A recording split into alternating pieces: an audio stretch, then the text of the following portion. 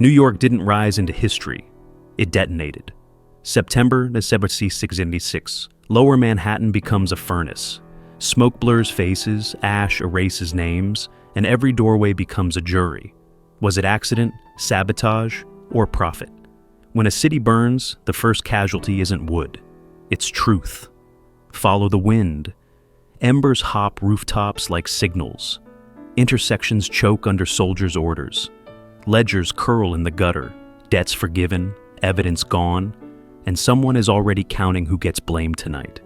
But the spark was lit months ago. Daijoy, Kao Chuyen, Jesua Loitoi Gian. July 9th, 1776. A paper is read, and a rope passes hand to hand. At Bowling Green, a gilded king hits stone. Authority melted into bullets. Yet the danger came after the cheer. Rebellion invites occupation. Checkpoints harden. Whispers become currency. Streets learn new rules. And at the end stands a balcony in 1789, Federal Hall, one raised hand trying to seal fire and fury into law. So tell me, when truth burns first, who do you believe when the rope goes up? New York did not enter the revolution with a clean anthem.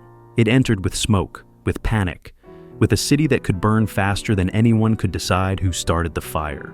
On the night of September 21st, 1776, flames tore through Lower Manhattan and turned the most valuable port in British North America into a glowing warning. Streets that had been built for trade became corridors for escape. Rooflines collapsed like paper. Wind carried embers across lanes, and each new spark felt like a decision made by chance, until chance stopped looking innocent. Because in a city like New York, fire is never just fire. It is leverage. It is message. It is an invisible hand that can erase debts, destroy evidence, clear space, punish enemies, or accidentally rewrite a map. That is the first hook, disaster. But the second hook is darker, control. And the third is the most dangerous, profit. New York in 1776 was a prize. Whoever held it controlled a harbor that fed an empire. British troops had just moved toward occupation after the American defeat on Long Island, and the city became a crowded hinge between military rule and civilian survival. Then the fire exploded, and suddenly everyone needed an explanation. Patriots whispered that the blaze was an act of resistance. Loyalists insisted it was a rebel conspiracy. Soldiers suspected sabotage. Civilians suspected soldiers. The truth fractured into rumors because rumors were useful. In wartime, uncertainty is a weapon that costs nothing to fire. The flames destroyed hundreds of buildings, including churches, warehouses, taverns, and homes. Exact numbers vary across accounts, but the meaning stays constant. The city's core was gutted at the exact moment its future was being contested, and that is why the fire matters historically. It did not merely damage property, it rearranged power, it intensified suspicion. It gave the occupying force a reason to tighten the city's grip through patrols, checkpoints, searches, curfews, and fear. A burned city is easier to police because a terrified population moves the way it is told. Yet even here, the machine kept running. Merchants calculated losses, officers requisitioned space, refugees crowded into whatever rooms still had walls. Blackouts of trust spread faster than the flames. And in the gaps between ash and authority, people learned what a modern city would later perfect. Survival is an economy. Someone always sells water. Someone always rents shelter. Someone always buys information.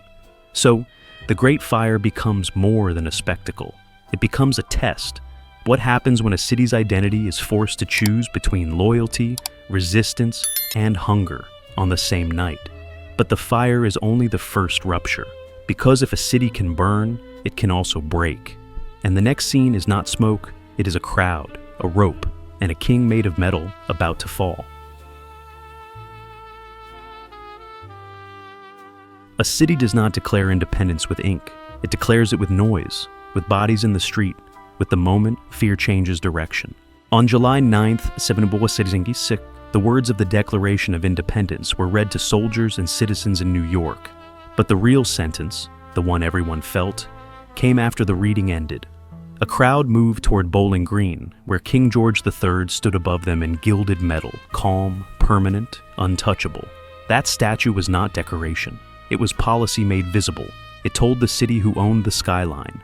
It reminded every merchant, dock worker, enslaved person, and soldier that power could be cast, polished, and mounted on a pedestal. And then the city answered. Ropes went up, hands pulled, the figure of the king cracked and fell.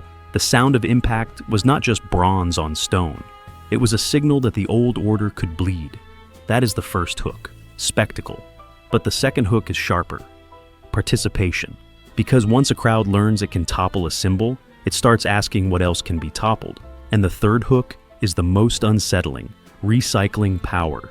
The statue did not simply disappear. Pieces of it were reportedly sent away and melted down into bullets. Think about that transformation. A monument designed to enforce obedience becomes ammunition designed to end an empire's control. The city turns art into violence, and violence into meaning. This is not romance. This is mechanics. Revolution is not a mood. It is a supply chain. It needs metal. It needs routes. It needs secrecy. It needs hands willing to do the dirty work while others write the clean words. And that is why this event matters historically. It captures the moment New York stopped being only a port and became a battleground of symbols, loyalties, and survival. The city was split. Loyalists watched in horror. Patriots watched in triumph. Many watched in silence because silence was safest. New York in 1776 was not one community marching in unison. It was overlapping populations calculating risk, each person asking the same question. If the king can fall today, who falls tomorrow? Listen closely, and you can hear the pressure under the cheers. Because rebellion invites response. And response is rarely gentle. Within weeks, British forces would tighten control over the city, and New York would move toward years of occupation, surveillance, shortages, prisons, and hard bargains. The fall of the statue did not end danger. It announced it. So this scene is not just a patriotic postcard. It is a turning hinge in the city's psychology. Power becomes unstable, and instability becomes contagious. Once symbols are dragged through the street, every street becomes political. Every tavern becomes a rumor factory. Every dock becomes an intelligence exchange. The city has now burned. The city has now broken. And the next question is brutal. After smoke and rebellion, who rebuilds the rules? Because the next chapter is not a crowd. It is a ceremony, a balcony, and a man raising his hand while a new machine clicks into place.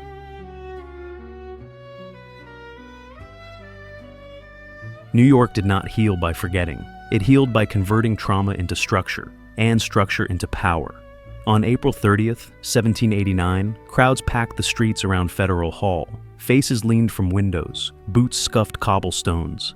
A balcony became a stage, and the city that had burned and broken only 13 years earlier watched a new nation try to stand upright. George Washington stepped forward and raised his right hand. The oath was brief. The consequences were not. That is the first hook, rebirth. But the second hook is colder, legitimacy.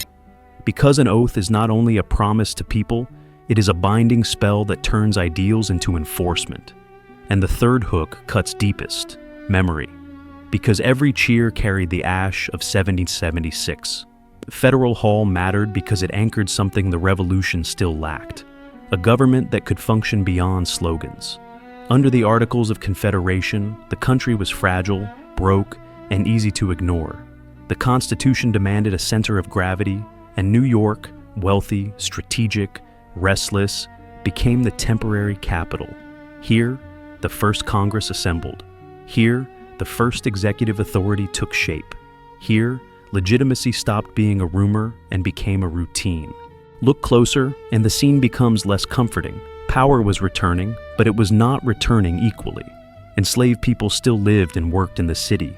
Debtors still feared jail. Poor families still counted bread more carefully than speeches.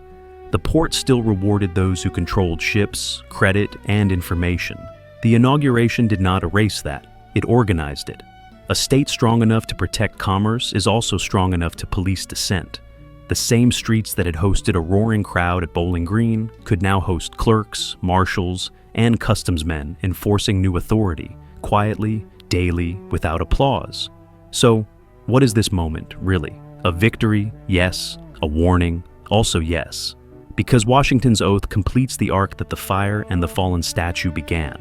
First, New York learned how quickly a city can collapse into smoke. Then it learned how quickly symbols can be dragged down by hands that are tired of bowing.